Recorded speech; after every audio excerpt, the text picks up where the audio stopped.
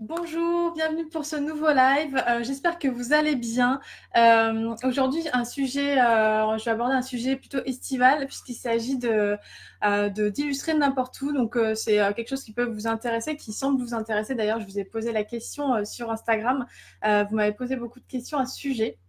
Donc, auquel je vais répondre. Je viens de préparer mes questions pendant que je faisais la vidéo d'avant parce qu'il y avait un petit problème de son. Euh, mais avant, comme toutes les semaines, déjà, je voulais savoir si vous m'entendez bien et si vous me voyez bien. Je pense que ça devrait fonctionner correctement.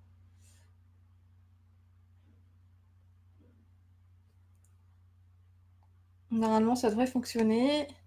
N'hésitez pas à me dire si vous avez un petit problème de son, comme la semaine dernière.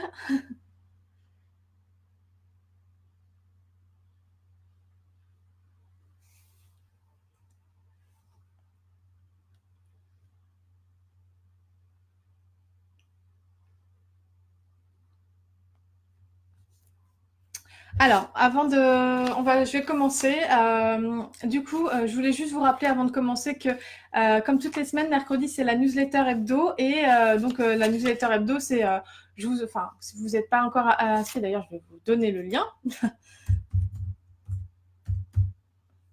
Alors, en fait, dans la newsletter hebdo, toutes les semaines, je partage donc l'article de la semaine. Oui, c'est bon, ça fonctionne. Ok, super. Je partage l'article de la semaine, mais aussi je réponds à 3 questions en exclusivité, des questions que vous m'avez posées sur Instagram, sur Facebook, dans ma boîte mail directement, et je vous réponds à ces 3 questions exclusivement dans la newsletter, donc ne la loupez pas. Inscrivez-vous, surtout que vous avez aussi accès en vous inscrivant aux autres newsletters depuis le mois de janvier, donc voilà, ça peut vous intéresser, ça peut valoir le coup de revoir toutes les questions qui ont été posées. C'est des questions que je sélectionne parmi toutes celles qu'on me pose en fonction de ce qu'on me pose le plus souvent. Donc voilà pour ça. Donc aujourd'hui, le sujet du jour, c'est l'illustration nomade, comment illustrer de n'importe où. Voilà, moi, c'est un sujet que je connais bien en fait, parce que j'ai commencé à illustrer en 2010 quand j'étais encore en Australie, enfin en 2009 plutôt. Et à l'époque, j'avais juste mon ordinateur portable et vraiment pas beaucoup de matériel. Du coup, j'ai vraiment commencé comme ça. C'est quelque chose. Je suis habituée en fait à travailler avec le moins de matériel possible. Je voulais aussi vous expliquer que c'était possible, même quand on fait, comme moi, du dessin traditionnel, dans le sens où je travaille sur papier et que je scanne après. Donc voilà. En plus de ça. Je voulais vous expliquer que c'était possible et que surtout, moi, je sais que c'était un des critères qui m'a vraiment motivée à être illustratrice, c'est d'être freelance et de pouvoir travailler absolument de n'importe où, surtout à notre époque de nos jours. Donc voilà, franchement, faut pas s'en priver. Et si vous avez, moi, je sais que ça m'arrive souvent d'avoir des vacances de prévues et finalement il y a un projet qui s'éternise ou alors il y a un projet qui arrive qu'on peut pas refuser. Du coup, ça m'arrive souvent de bosser un petit peu pendant mes vacances, mais sans les sacrifier pour autant, donc je vais vous expliquer comment. Alors déjà, premièrement, la première chose euh, qui est importante, je pense, alors ça fait pas longtemps que je connais ce logiciel, mais enfin plutôt cette plateforme, c'est Dropbox. Je vous en ai déjà parlé il y a quelques semaines dans un article dédié à Dropbox. Mais en fait, Dropbox, ça vous permet vraiment d'avoir accès à vos fichiers de n'importe où. Alors, par exemple, si vous avez, comme c'est mon cas, un ordinateur de bureau chez vous et que quand vous partez en vacances, vous avez un ordinateur portable que vous avez la possibilité d'emmener en vacances, ça vous évite d'avoir à faire tous vos transferts de fichiers de votre ordinateur de bureau à votre ordinateur portable et surtout, ça vous évite d'en oublier parce que ça arrive souvent. Moi, je sais que ça m'arrivait tout le temps. En plus de ça, des fois, on s'y prend à la dernière minute parce qu'on n'a pas eu le temps de le faire avant et donc on n'a pas le temps de tout télécharger et de tout transférer. Bref, c'est vite la cata. Donc c'est pour ça que je me suis mis à Dropbox depuis quelques temps et comme je vous disais il y a quelques semaines, désormais tous mes fichiers de travail sur lesquels je suis en train de travailler, surtout quand c'est des projets clients, avec des deadlines, etc., et que je dois travailler ailleurs, tout est sur Dropbox avec, bien sûr, il n'y a que moi qui ai accès à ces dossiers-là. Il y a la possibilité de mettre ces dossiers en accès privé, heureusement.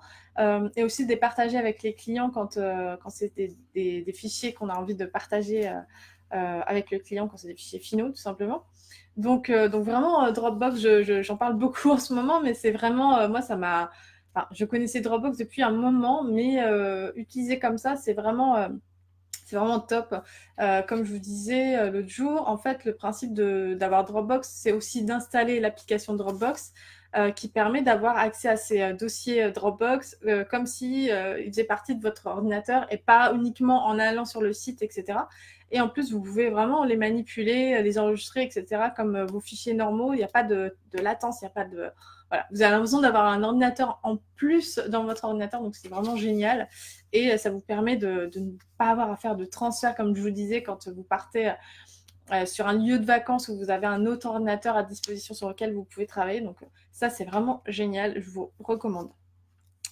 Donc ça, c'était pour l'outil, mon outil number one que j'utilise maintenant tout le temps quand je veux travailler ailleurs que chez moi. Mais c'est pas que sur les lieux de vacances, ça peut m'arriver aussi d'aller des fois chez mon copain, il a un ordinateur et comme en ce moment il travaille dans une boîte, des fois je vais chez lui et du coup je squatte son ordi. Voilà. Et pas besoin de faire de transfert, etc. Comme je vous disais, tout est déjà sur Dropbox. Donc après, vérifiez juste comment dire, la version de l'ordinateur sur lequel vous allez travailler avec Dropbox, parce que je sais que toutes les versions, notamment les versions Mac, certaines ne sont pas prises en charge, donc du coup, ça pourrait, voilà, si vous n'avez pas accès à, à Dropbox, si vous n'avez pas la bonne version sur votre ordinateur, ça peut vous poser des problèmes. Voilà, pareil pour les logiciels, assurez-vous d'avoir les bonnes versions, donc ça, je vais y venir après. En attendant, si vous avez, si je vais trop vite ou si il y a quelque chose que je voulais que j'approfondisse, n'hésitez pas à me le dire en commentaire. On est là, je suis en direct avec vous pour ça, donc n'hésitez pas. Alors, ça c'était pour l'application, l'outil number one que vraiment je vous recommande. Après, on va parler maintenant matériel informatique. Donc, le matériel informatique, évidemment, l'idéal, moi, j'ai pas encore fait le pas, mais l'idéal, c'est de travailler sur tablette. Voilà, vous avez dû voir sur Instagram tous ces illustrateurs qui travaillent sur tablette, qui ont juste besoin d'une tablette, d'un stylet, et c'est parti. Ils peuvent aller n'importe où, faire ce qu'ils veulent, etc. Donc ça, c'est vraiment, ça paraît vraiment comme l'outil idéal pour travailler de n'importe où. Après, il faut savoir, moi, je ne connais pas, j'en ai pas. Je vais être sincère avec vous, j'ai pas de tablette comme ça pour dessiner dessus. J'ai une tablette Wacom pour travailler sur Photoshop, etc. Mais pas une tablette avec l'écran sur lequel on fait tout.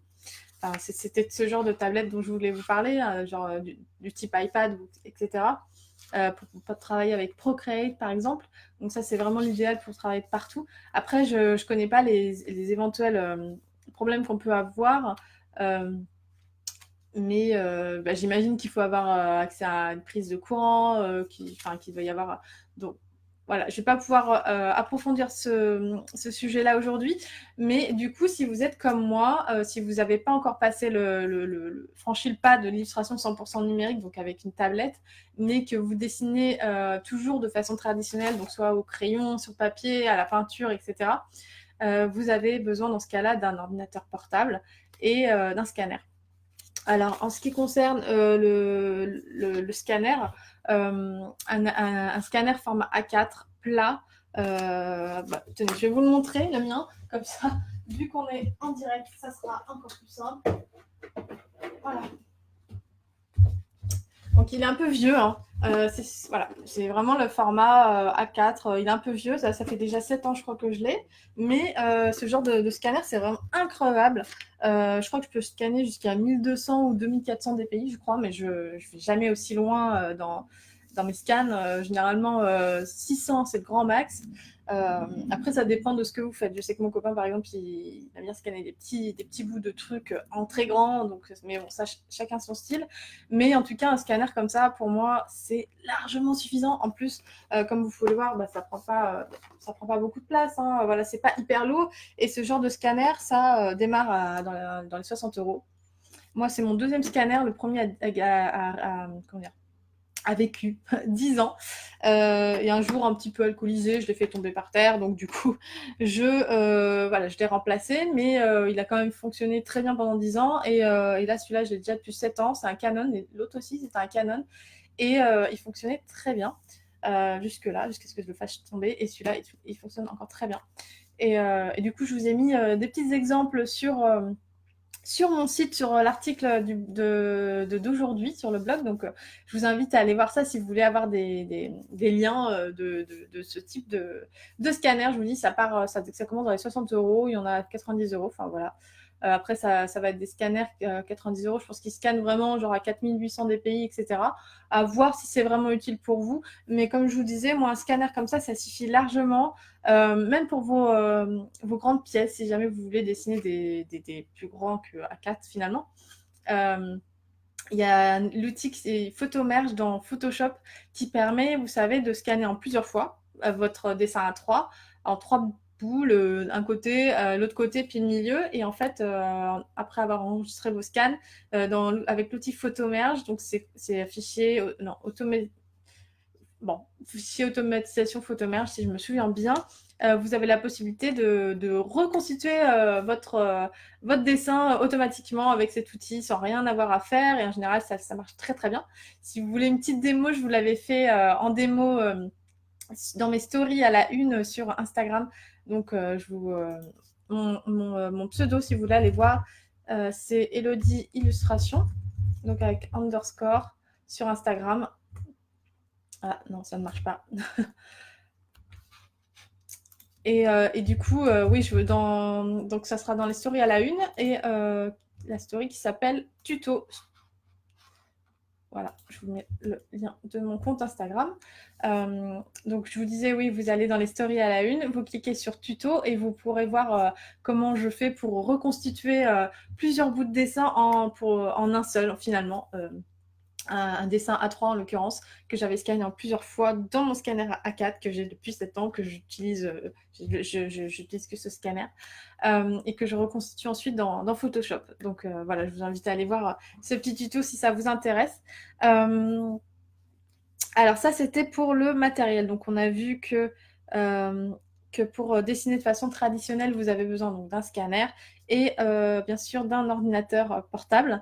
Alors en ce qui concerne les ordinateurs portables, je fais tomber je vous conseille je vous conseille pas moins de 15 pouces. Ça commence à faire petit pour travailler de façon agréable. Là, cet ordinateur, là où je suis, là, je suis en train de filmer depuis mon ordinateur, je crois qu'il fait 17 pouces. Ça commence à être pas mal. Mon ancien ordinateur portable, parce que du coup, depuis le temps, j'en ai 3 ou 4, je crois, faisait 19. Là, c'était génial pour travailler, mais par contre, c'était un peu grand, un peu lourd surtout à transporter parce qu'il faut faire attention, forcément, un ordinateur portable pour travailler en vacances ou autre, vous allez être amené à le trimballer. Donc autant qu'il soit, l'idée c'est qu'il soit le moins lourd possible et le plus grand possible. Donc là, je vous invite à aller voir sur le site qui s'appelle Les Numériques. Je vais vous le mettre aussi. Pour faire vos comparatifs, c'est vraiment un site que moi j'utilise à chaque fois que j'ai besoin d'acheter du matériel. Voilà, lesnumériques.com. Coucou Aria. En gros, moi, les paramètres que je prends en compte pour acheter un ordinateur portable, si vous en avez un à acheter bientôt, c'est donc la RAM. Donc la RAM, c'est la mémoire vive, c'est le fait que votre ordinateur soit réactif, que vous puissiez travailler par exemple sur plusieurs logiciels en même temps, comme c'est le cas souvent. On peut avoir Illustrator, Photoshop ouvert en même temps. Moi, parfois, j'ai InDesign, Premiere, enfin bref. Là, j'ai un ordinateur de bureau qui est un 16 Go de RAM et franchement, j'ai rien à dire depuis un an que je l'ai. C'est le top du top. Après, vous pouvez avoir un peu moins parce que moi, personnellement, je travaille sur des ordinateurs où la mémoire vive était moins importante avant d'acheter celui-là. Mais 16 Go, c'est vraiment le top du top si vous voulez travailler de façon confortable. Pareil sur l'article du blog, je vais vous mettre le lien, ça sera plus simple depuis tout à l'heure que je vous en parle. Sur l'article du blog, je vous ai mis donc tous les liens du matériel que je trouve plutôt chouette. Voilà, j'ai fait des petites recherches, donc moi j'ai pas besoin de matériel en ce moment, mais je vous ai fait une petite sélection Là. Voilà, je vous mets le lien de l'article. Je vous ai fait une petite sélection donc dans mon article, comme je vous disais, pour le matériel que moi j'achèterais si je devais en acheter aujourd'hui. À savoir, il y a un ordinateur portable, un scanner, l'équivalent du mien aussi, parce que le mien est plus dispo. C'est le Lead 210 de Canon, mais je crois qu'il n'existe plus et ils sont passés au Lead 220. Et comme je vous disais, il a une soixantaine d'euros. Et là, aujourd'hui, en faisant des petites recherches, un ordinateur portable, donc en 16 Go, à partir de 15 ou 16 pouces, ça coûtait dans les 1 300 euros. Voilà, après, comme je vous disais, si vous baissez un peu au niveau de la RAM, vous pouvez vous en sortir dans les 1 000 euros, je pense. À vous de voir en fonction de votre budget, mais franchement, 16 Go, c'est vraiment génial, si vous pouvez.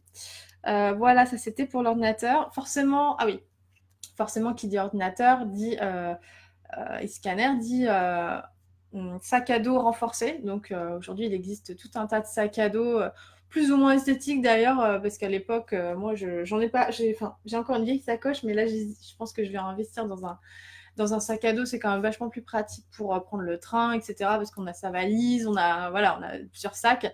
Donc la sacoche comme ça qui vous fait pencher comme ça, c'est pas top. Donc je vous conseille vraiment d'investir dans un sac à dos. Il y en a des super beaux. Pareil, je vous ai mis un lien un lien d'un beau sac rose vegan en plus sur mon site. Donc je vous invite à aller voir ça si ça vous intéresse. Voilà pour le matériel. Oui, alors pour l'ordinateur, je vous disais aussi de choisir un bon stockage, c'est toujours mieux, qu'il y ait de la place.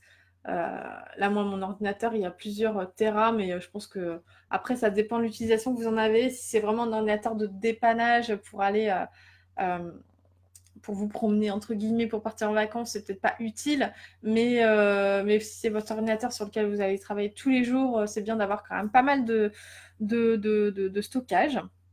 Donc voilà, ça c'était pour le matériel informatique. Voilà, voilà.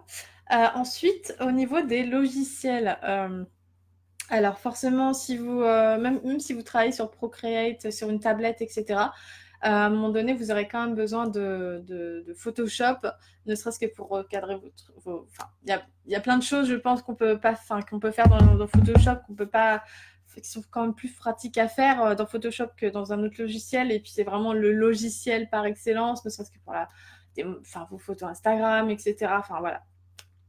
Donc Photoshop, c'est vraiment la base. Donc du coup, je vous conseille quand même de vous abonner à la suite, de prendre un abonnement Adobe, que vous preniez la suite tout compris ou juste Photoshop. Et je crois que vous avez Lightroom quand vous prenez Photoshop aussi. Je sais que c'est un investissement, mais il faut savoir que Adobe propose des abonnements pour les étudiants et les enseignants qui sont à 19,50 €, donc c'est hyper intéressant par mois. Et donc voilà, c'est bien de le savoir. Et l'avantage, d'être abonné donc à Adobe ou Photoshop, juste Photoshop, c'est qu'en fait vous avez la possibilité d'utiliser ce logiciel sur plusieurs ordinateurs. Donc comme je vous disais, si vous avez un ordinateur de bureau, mais que vous allez avoir aussi un ordinateur portable comme moi pour travailler ailleurs, du coup vous pourrez installer vos logiciels sur les deux ordinateurs portables, ce qui fait que vous pourrez avoir accès à toutes les mises à jour, les nouveautés, etc. Et je crois que le nombre d'ordinateurs sur lesquels vous pouvez installer vos logiciels quand vous êtes abonné, c'est 2. Et au-delà de 2, Adobe vous envoie une petite pop-up quand vous essayez de lancer un logiciel pour vous demander de vous déconnecter sur un autre ordinateur, pardon. Et du coup, vous cliquez oui et hop, c'est bon, vous pouvez travailler sur votre ordinateur. Donc, franchement, c'est top pour ça.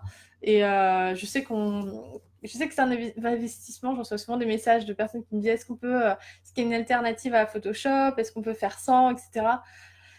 Moi, j'ai envie de vous dire que non, parce que j'ai connu que ça. J'ai appris à travailler sur Photoshop à l'école, etc. À l'époque, c'est vrai qu'on les craquait facilement, on se les refilait entre nous et on gardait le logiciel pendant des années. Donc, c'est vrai que aujourd'hui, c'est plus possible de faire ça, ou alors faut être un peu plus geek et ça devient plus compliqué. Bah, du coup, c'est vrai que c'est la solution de s'abonner reste la plus simple aujourd'hui.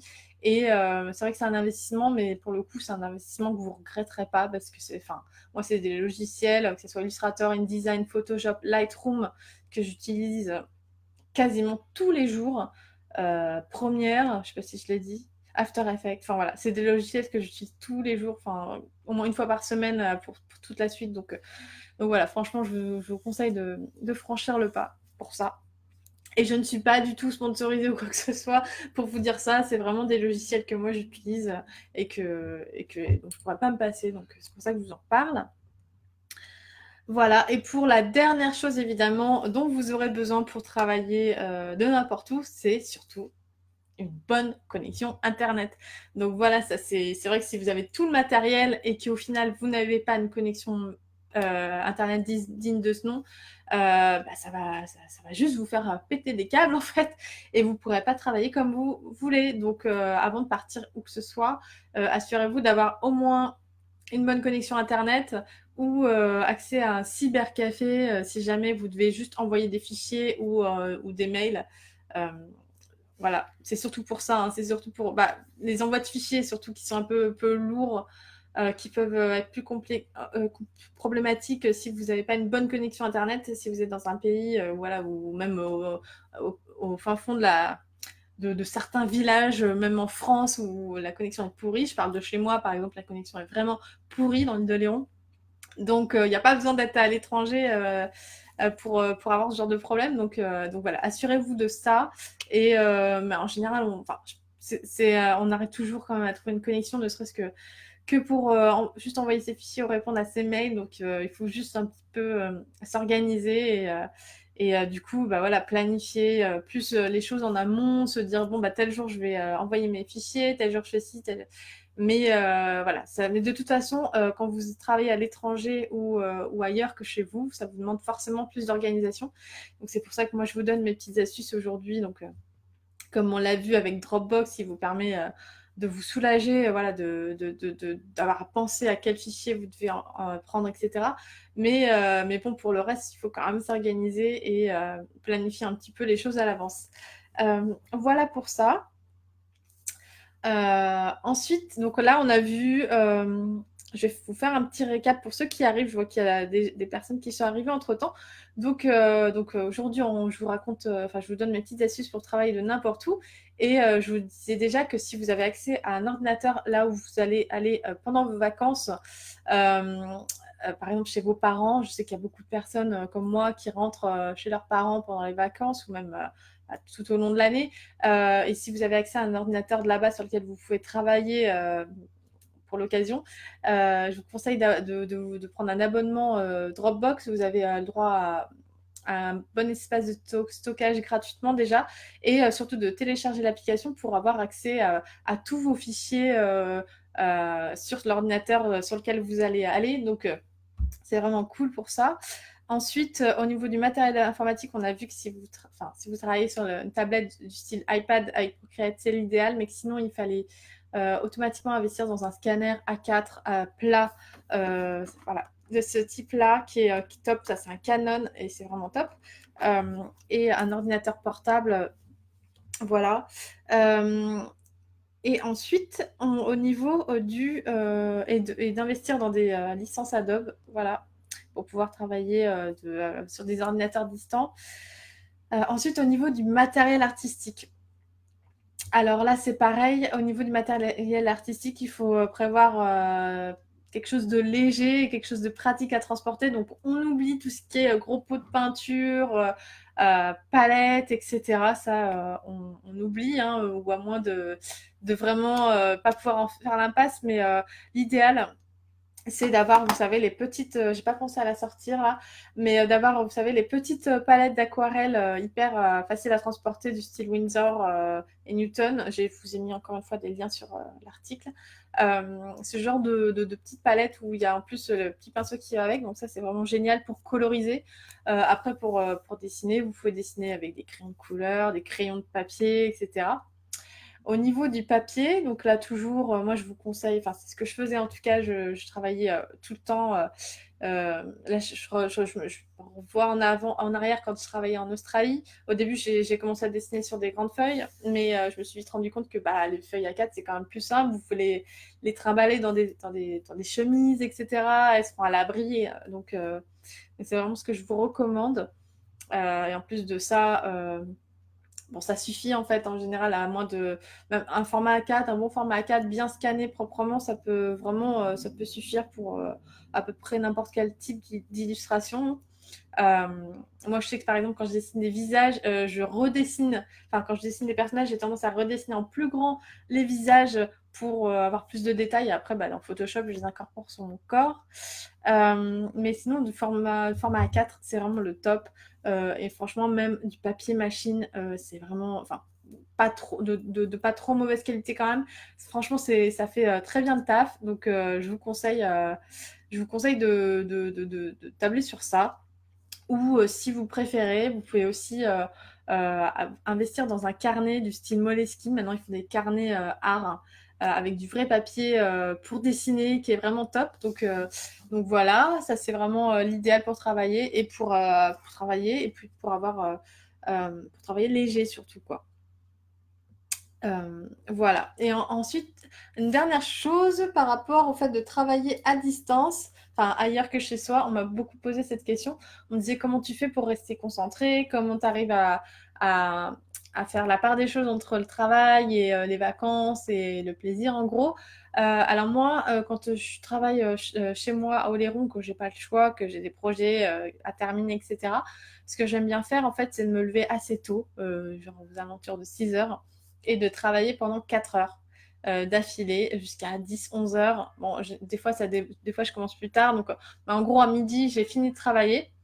Et du coup, quand c'est l'été, bah, je profite des températures un peu plus fraîches que dans l'après-midi. Donc, c'est quand même plus agréable. Et surtout, je profite du calme ambiant parce que à ce moment-là, tout le monde dort et donc je peux me concentrer comme je veux. Voilà, je peux vraiment être à la fraîche, travailler dans le calme, etc. Moi, je sais que j'ai besoin de calme pour travailler. Et bah, franchement, c'est des conditions idéales. Je peux même aller travailler dans le jardin si j'ai envie. Il n'y a personne qui est là, qui vient m'embêter. Donc voilà, si vous cherchez des conditions de travail, je vous conseille de vous fixer des blocs de travail comme ça. Si vous êtes plus du soir, peut-être à ce moment-là, travailler plus le soir. Mais bon, on sait bien qu'en vacances, le soir, c'est quand même réservé à l'apéro. Donc voilà, le matin, ça reste la période idéale. Euh, Même si, bon, bah, du coup, en parlant d'apéro, si vous travaillez le matin, il faut faire attention à moins sortir ou des choses comme ça. Mais bon, c'est vrai que quand on doit travailler, il faut faire un choix entre le travail et les sorties, du coup. Mais bon, on peut toujours faire la sieste, donc voilà, c'est pas tout n'est pas perdu. Mais voilà, c'était mes petites astuces pour vous organiser au niveau du temps de travail pendant vos vacances. Si vous, encore une fois, vous n'avez pas le choix, que vous devez travailler. Euh, Au lieu de rester, voilà, enfin, comme moi, en ville tout l'été, et que vous avez la possibilité d'aller, je sais pas, genre chez des amis ou chez de la famille voilà, qui est dans un endroit plus agréable pour l'été, bah, ne vous arrêtez pas au fait que vous ayez du travail. Il y a des solutions qui existent. Donc voilà. Je crois que j'ai fait le tour. Donc si vous avez des questions, je vous invite à me les poser. Sinon, bah, je vais vous dire au revoir pour aujourd'hui. Et je vous rappelais juste que donc demain, c'est le jour de la newsletter, donc il partira aux alentours de midi. Et dans cette newsletter, donc comme je le disais en début de cette vidéo, je réponds à des questions que vous m'avez posées sur Facebook, sur Instagram et dans ma boîte mail. Et voilà, et je voulais aussi vous dire que cet été, je vais faire une pause au niveau du blog et des lives et la newsletter. Donc juillet et août, il y aura pas d'article de blog, il n'y aura pas de live, il n'y aura pas de newsletter. Voilà, je vais faire un petit break pour profiter de mes proches mais aussi je vais continuer à travailler parce que je vais continuer à avancer sur la création de ma formation. Donc, si vous êtes abonné à ma newsletter, je vous en ai parlé en long, en large et en travers. Voilà, donc je vais me concentrer là-dessus cet été et je vais prendre un petit peu de repos. Donc, aujourd'hui, c'était l'avant-dernier live et la semaine prochaine, pardon, ça sera le dernier live.